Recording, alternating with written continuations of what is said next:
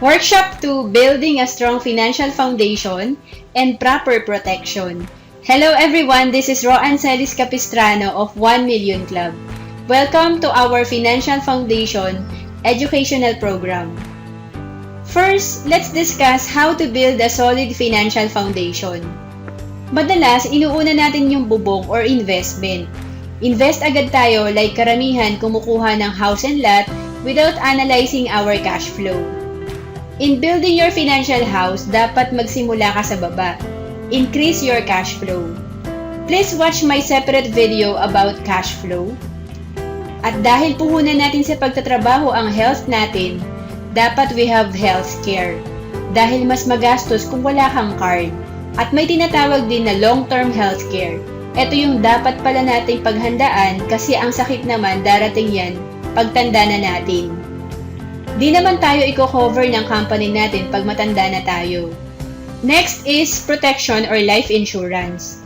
Importante na as a breadwinner, you get insurance to protect your family from financial loss. Dapat wala ding utang, lalo na kung sa credit card. Dapat din may emergency fund ka para in case of emergency like mawalan ka ng trabaho, may fund ka.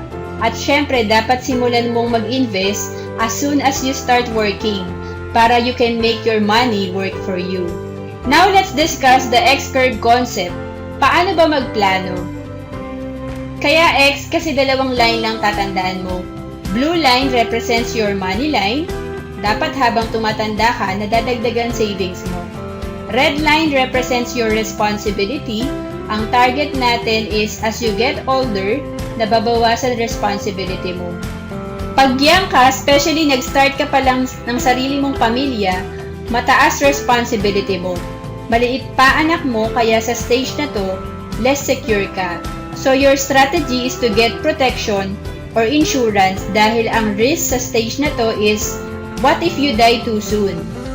Who will take care of your family kung maliit pa ipon mo at kailangan pang mag-aral ng mga anak mo? On the other side, as you get older, dapat more secure ka na. Kung nag-iipon ka, makakapag-retire ka na from work. Ang risk sa stage na to is, what if you live too long? Who will take care of you? Ang hirap naman umasa sa mga anak, kaya dapat by the time na magre-retire ka na, you have big savings or investment. Kahit wala ka ng trabaho, money is working for you. Now, let's go to protection or insurance.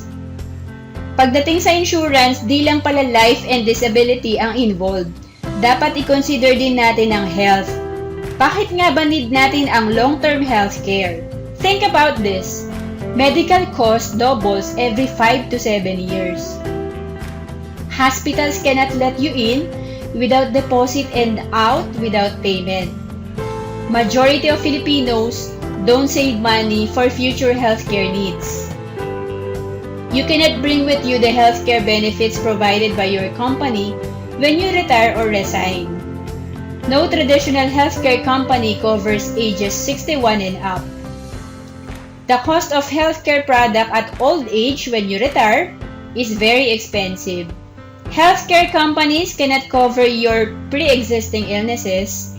Most people rely on their children or sell properties or borrow money for their medical needs during retirement.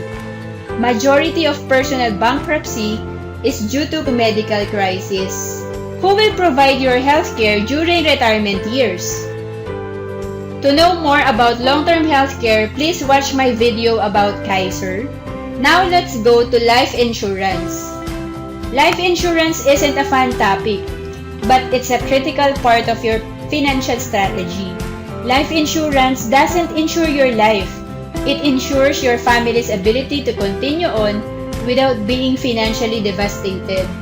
Again, insurance is protecting your family from financial loss. Are you insurable?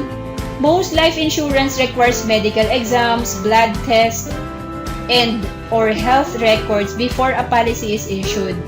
If you have health problems, life insurance companies may deny your application or they may charge a higher rate.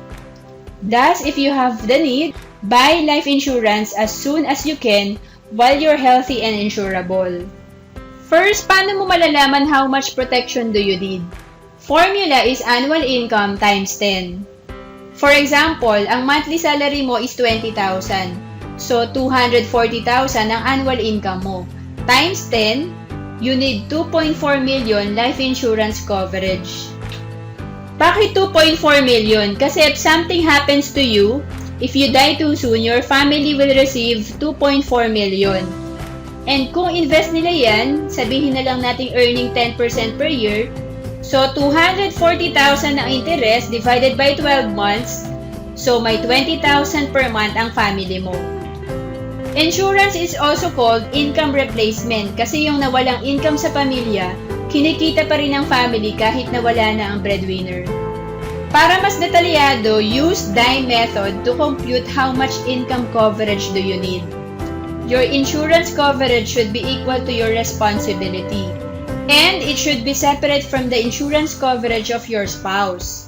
Aside from income replacement computation, sama mo din yung balance ng debt and mortgage mo. At syempre, yung para sa education ng mga anak nyo.